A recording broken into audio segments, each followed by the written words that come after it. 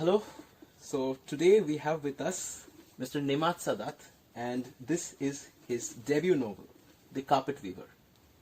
The Carpet Weaver is based in Afghanistan, a country where Mr. Nemat Sadat was born, and later he had moved to the United States. So we will hear from him what motivated him to write this novel, and there is a very special thing about this novel. This novel is about two men, two very normal men, but who are gay. Mm-hmm. So what is your take on that? Isn't this a very normal statement? Definitely. I mean, I chose to write a novel that would appeal to mainstream audiences.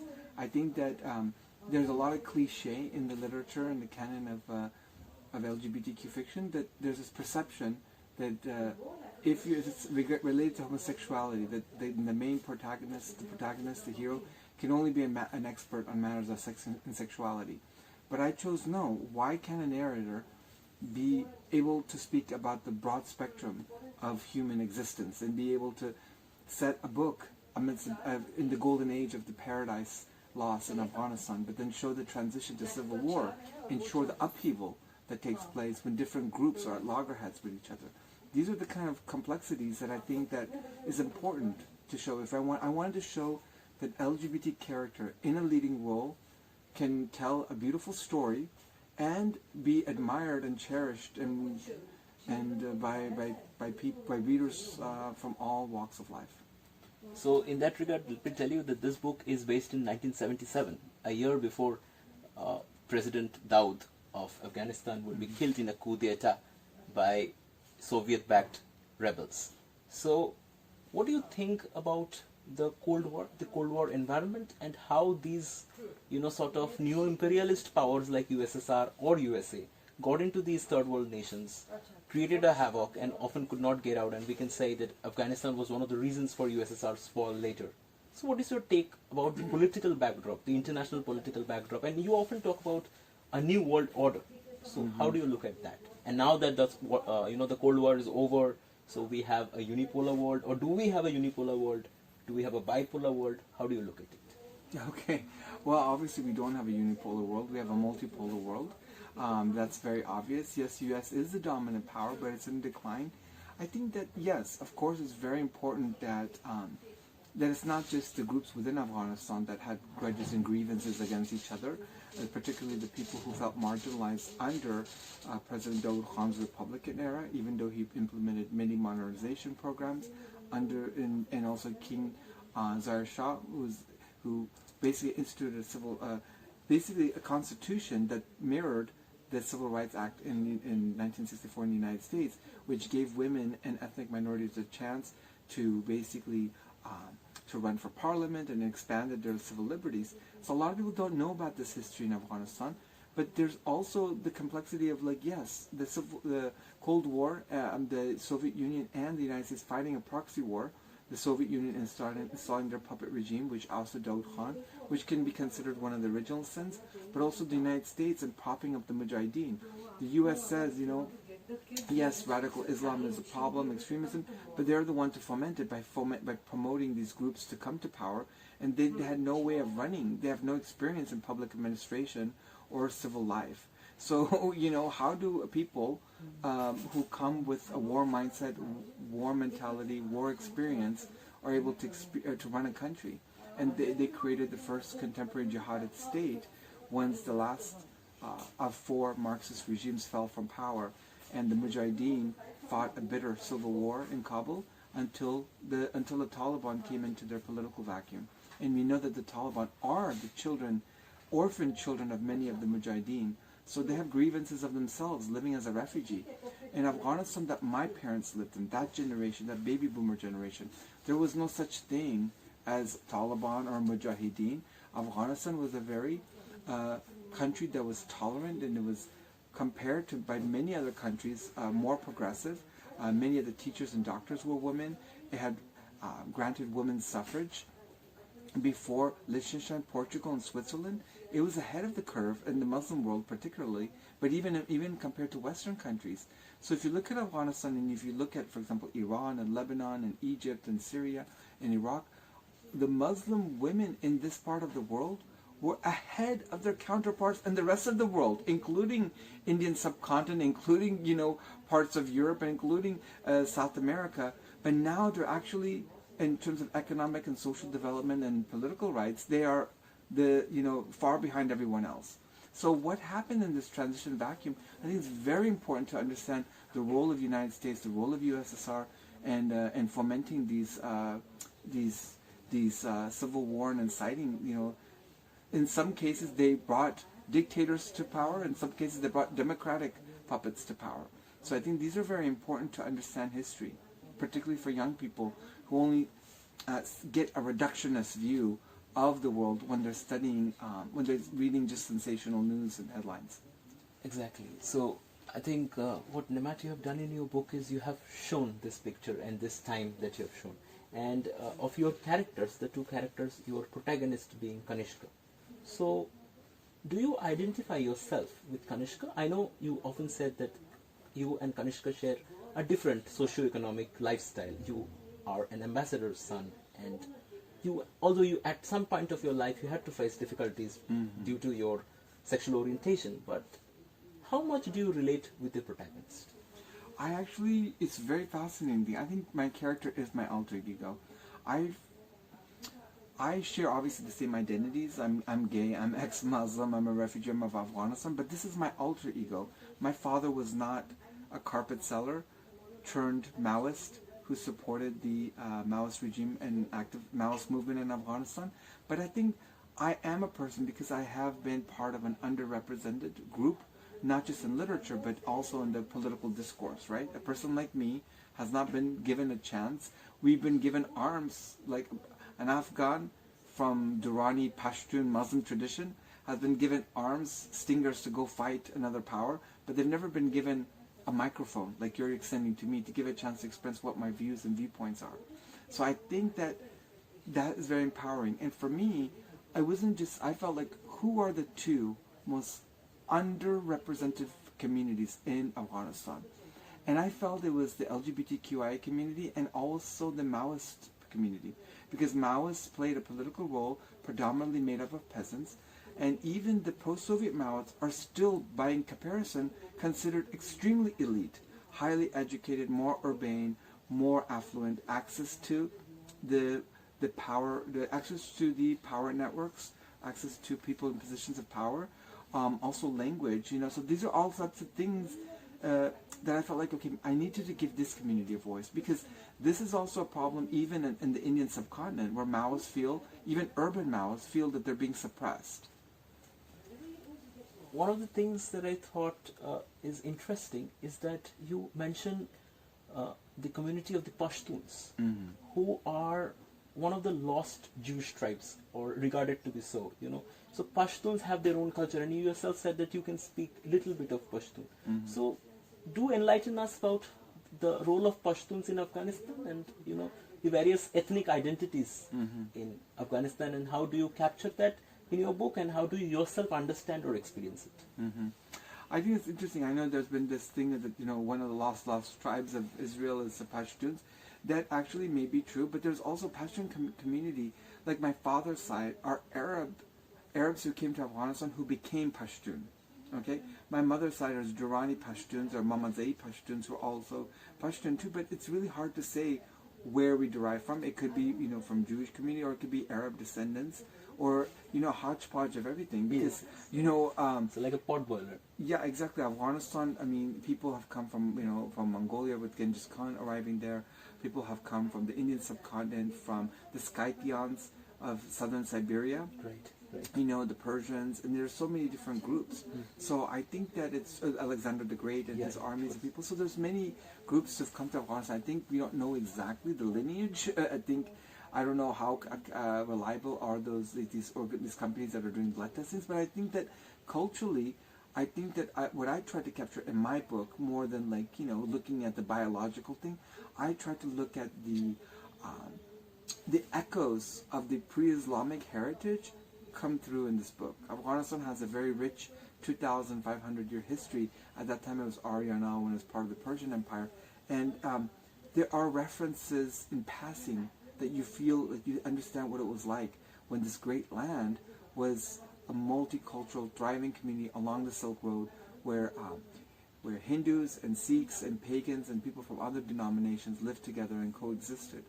And I think that when people say, oh, but how do you know that it was an advanced society? Art is never produced in chaos and war and anarchy. If that was the case, Afghanistan would have still produced it. If you look at, like, for the Buddhist statues of Bamyan or in Logar province where the Chinese are excavating in Mes Ainak, the copper, they found these incredible monasteries and Buddhist statues and everything like that. So Afghanistan is a gold mine for an archaeologist to go there and to do excavations. They say that it could be as rich as Egypt, but they're underneath these like mountain hills, and you need a lot of tools and technology to unearth these types of things. So I think that's what fascinates me about Afghanistan. It's like even living in this very difficult situation where the country is mountainous and landlocked, and the people are still entrepreneurial, they're still thriving, and they're still thirsty for trying to reclaim their old glory. And a lot of people are like, why do Afghans always look into the past? Why don't you give them a chance to look into the future? And I think that what we really haven't had is a leader in Afghanistan that can really capture a vision of the future that will really give everyone a chance to be part of this, to give everyone to be part of that community, like this democratic community where everyone can participate in this vision. I think that has always been like, okay, one group has to sacrifice, as we see in this book in The Carpet Weaver, that we see that when whoever's in power, somebody else has to sacrifice. And I don't think it should be that kind of a mentality. Exactly. It's not a zero-sum game. You're right.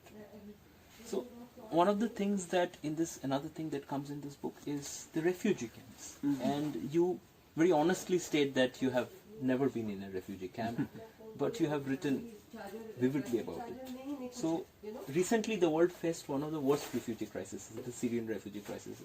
And we know the United States' role in that, not very convincing, not very pleasant. So how do you look at refugees? And do you think the diaspora community are to some extent themselves refugees, whether in culturally or in real terms? How do you look at it?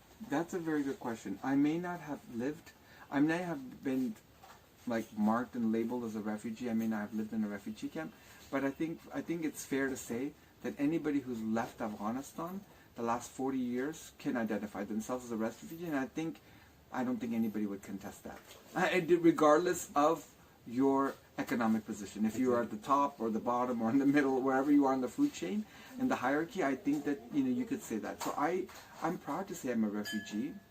I'm proud to say that Kanishka is a refugee, and not to say that we take pride in being invaded and having to and be occupied and having to be forced out of your country, but there shouldn't be any shame regarding that, right?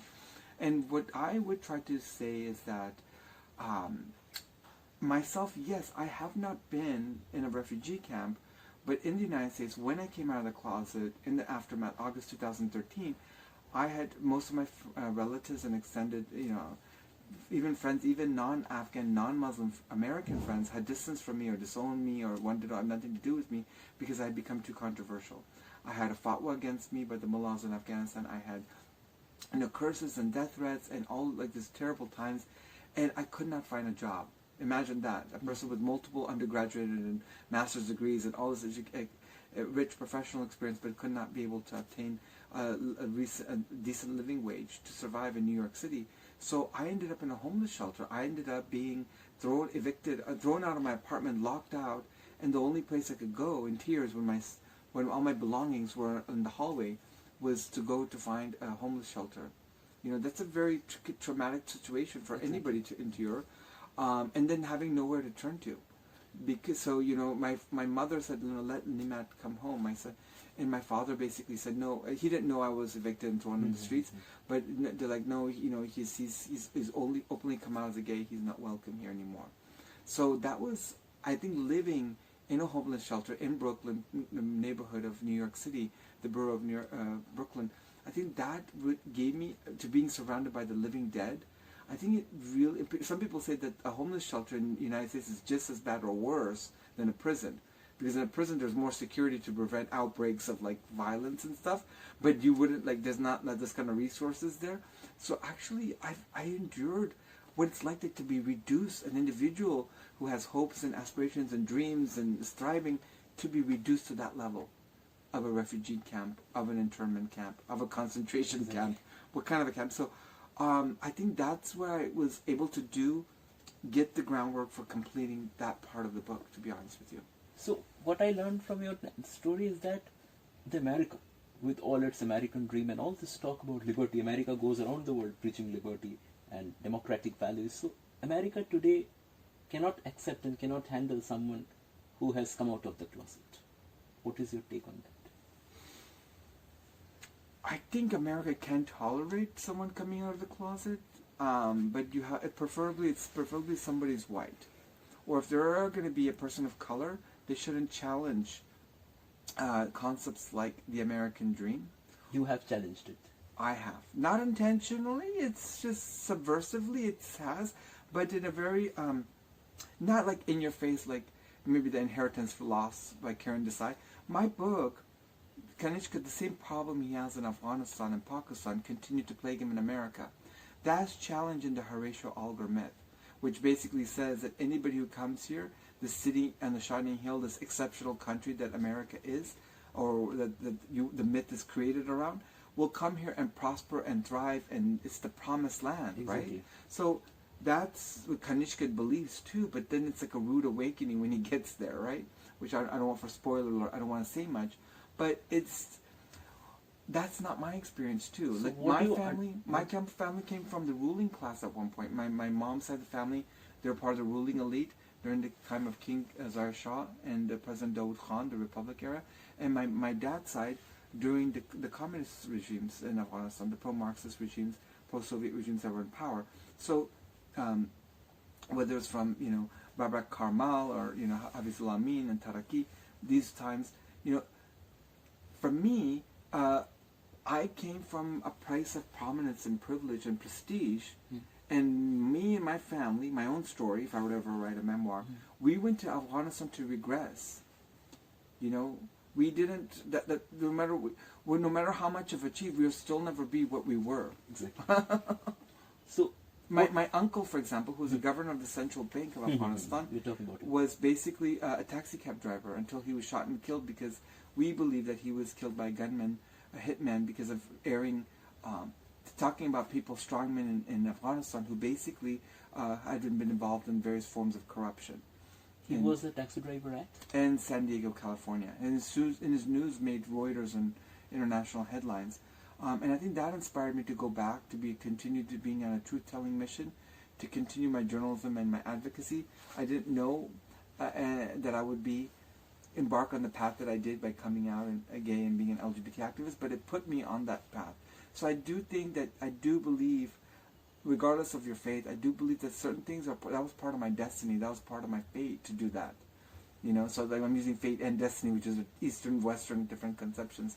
But I think that, like I said, my father was an ambassador, so like I would have been a princeling had Afghanistan not counterfactual, if war hadn't come to Afghanistan, right? And now, like, I wouldn't have endured so much turmoil. Maybe if I would have lived in that privileged experience, I may have not written this book. I think that being a marginalized minority in the United States inspired me to write The Carpet Weaver, because it inspired me to understand what it is like for people who really have to struggle. So what is American dream to you? I think that the part of the American dream, I like to reconceptualize American dream. Right. First of all, I don't think buying a suburban home, packing it with a whole bunch of toys and material objects is a hellhole. It's not a life. I mean, this is what people are kind of awakening about too. For me, I like living a minimalist lifestyle, having very little material belongings. Of course, I like nice things, but I like to indulge myself, ingratiate myself with certain lived experiences. Going to certain events, meeting certain people around the world, having this connection, forging connections, making a difference in the world. So when I grow old, when I'm 100, hopefully, and even longer, when in my existence, I will look back and reflect myself, and and experience pure joy from that. So my American dream is very different in the world. My American dream is being able to advocate for free speech, unfettered, robust, uninhibited, wide open speech for every single person in humanity. Being able to be part of that, expanding the community of people who are able to. Right now that the world is so much imbalance and so much inequality, I don't think everybody's benefiting for the way the international system is set up. So working whatever we can, I'm very proud as an ethical vegan. So I'm doing three things. I'm actually doing my part to reduce my carbon footprint, to challenge climate change. I'm doing my expanding civil liberties to animals, because I don't think we should expand the frontiers for animals and non-human animals. And then the third, to reduce the cost of healthcare and improve my chances from getting cancer, diabetes, Alzheimer's, and other forms of dementia. So I'm doing my part personally, and being part of this collective that's doing that. So I think that we're on the verge of, we're on the precipice of seeing dramatic change in the world, because I think we'll see that in the next coming years, that as these movements grow stronger and coalesce, I think we're going to see a different kind of world. So that I think that the world has been set up, I think this is what you want to get out around, that it's based on a war economy. I'm in favor of a peace economy. Right. So that's what I'm doing.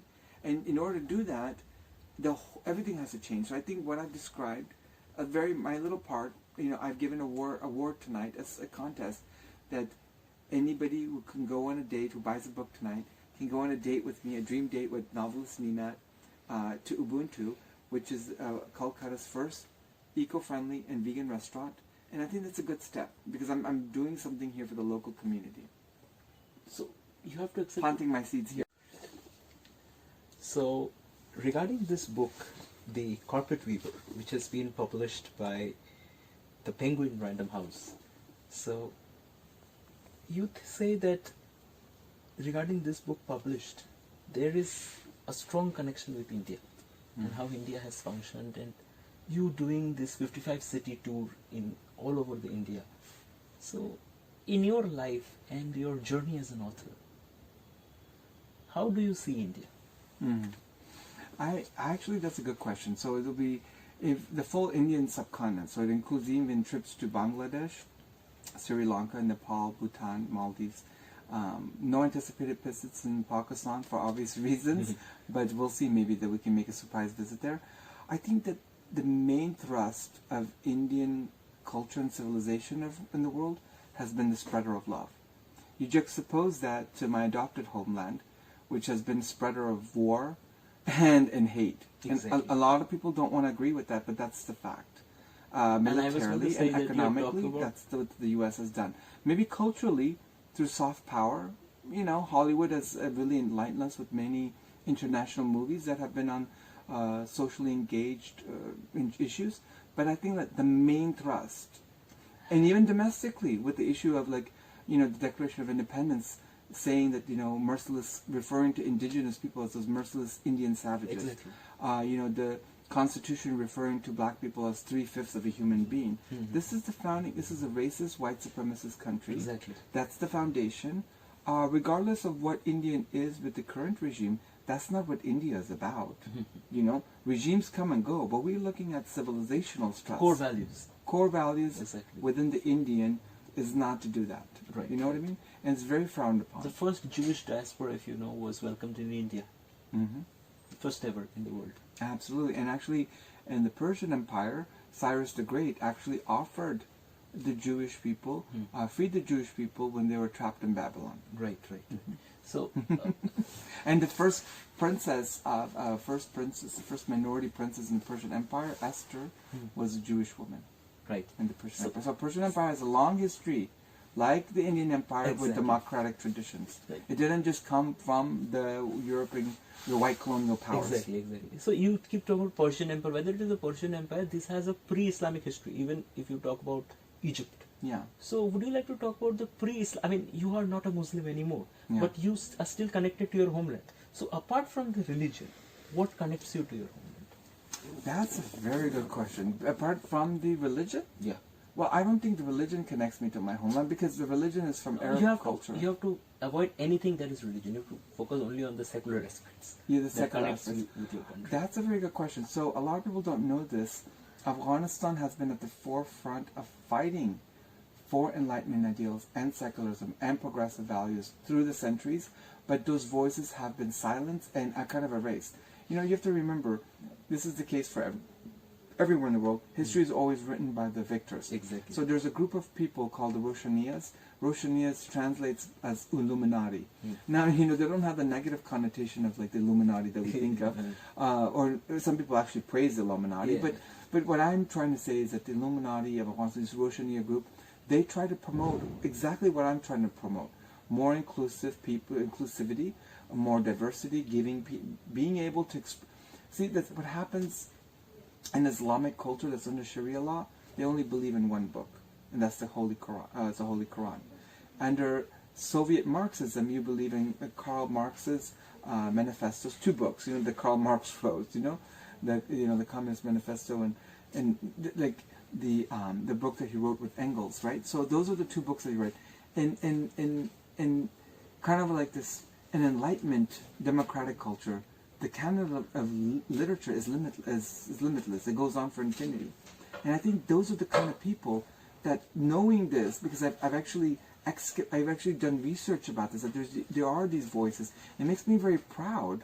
It makes me very proud also that Afghanistan has resisted colonialism. Afghanistan not only is the first country to enter the Olympic Stadium because it's alphabetically, but every nation, every people of color in Africa, in Asia, and South America should be proud that Afghanistan has always resisted it. You know, whether it's been the British Empire 3 times in wars, whether it's the Soviet Union, whether it's Americans, we've always rejected their worldview. We don't accept domination, and so I think that there's a pride in me. Like, you know, I carry myself. People are like, why are you so proud of how much you're so proud of your culture, your heritage? It's because I know I'm not a conquered people, you know, and I refuse to accept this. And I think, irrespective of our India's relationship with Pakistan, India's relationship with Afghanistan has always been good. We count on Afghanistan even on strategic aspects and other aspects. So, your comments on India-Afghanistan friendship? Mm-hmm. I think the Afghanistan-India relationship will never be shattered. Exactly. Impossible. No matter what country comes in between us. Whatever situation comes to be, it's about the cultural and historical affinity. I think that what's fascinating about Indian readers, there is this mystique and exotic place called Afghanistan in the Indian mind, but at the same time, they know that there's this connection. I feel like Afghanistan for an Indian reader is like this twin child that was separated at birth. And then when you reconnect with them, you're like, oh my God, this is like a different soul. This is the other part of my soul that I've been looking for. And you know, it's this true love, this platonic pure love, this pure joy that you get. In Afghanistan, I always say that Islam may be the official religion of the dominant people, because you know most people in Afghanistan are Muslim today. But the unofficial religion is Bollywood. Now that Bollywood celebrities have supported my book, like actress Sonali Bendre, who's for her Sonali's book club, has endorsed this book for Book of the Month, Shobha Day, O'Neill, the filmmaker, the list goes on and on and on, it's a growing list. Now Afghan people are like, wait a minute, now Bollywood has accepted him, this gay ex-Muslim Afghan that we made persona non grata. But the Bollywood people that we revere, that we glorify, they've accepted him. So they don't want to miss the boat. They're getting on board now. They're supporting you. So your book is, as we hear, is soon scheduled to be a film. Yeah. So I don't think you're looking for a Bollywood release.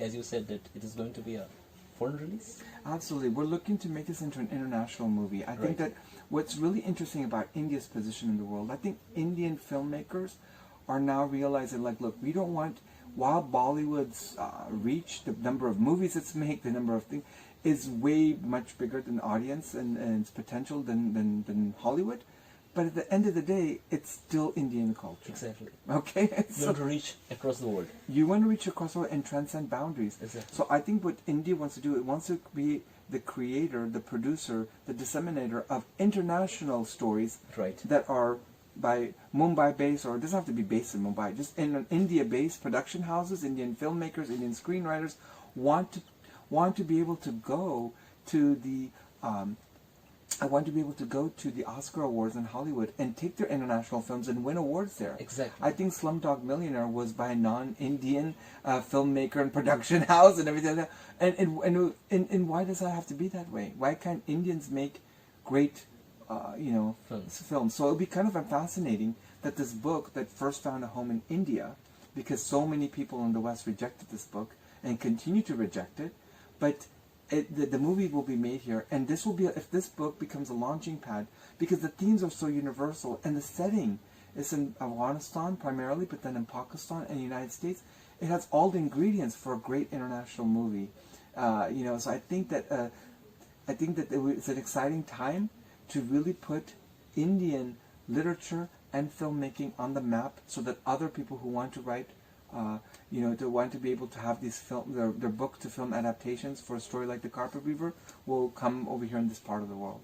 So I would just, this is a very good answer that you gave, and we will come with a closing question. This is about, in your book, this book is about LGBT characters who have LGBT alienations, but you have not limited them to very traditional or assumed roles, that they will only talk about gender. You have talked about international relations, you have talked about trade, whether it is weaving or other things. So you feel that in future, LGBT characters can take up more prominent and more mainstream roles that you have yourself said. So, and also in real life, people who are, of such an alienation should not feel that they're lesser than anyone and should be able to take up, even in the army for say. And there has been a history of persecution in the US Army for the gay, men. So what do you want to say about that? I think it's a fascinating time. I think that India is on the cusp of experiencing the largest LGBT community in the planet. Right. It's no secret that India will surpass China in the next coming years as the most populous country. And now with Section 377 being scrapped, LGBTQIA people are legalized. You will see the next generation of youth who are part of this community will come out. They'll be out loud and proud. So that's a very fascinating time. It positions The Carpet Weaver in a great place. Right. Because it's not an LGBT person in an ancillary role, it's an LGBT person in a leading role. And it gives them much pride and much hope. And I think we're going to see like the floodgates are going to open for LGBTQIA people in both literature and in film. And I think we really have to, I think that this has really broadened the horizon and the vision of really showing that, the kind of scope you want to give to a story.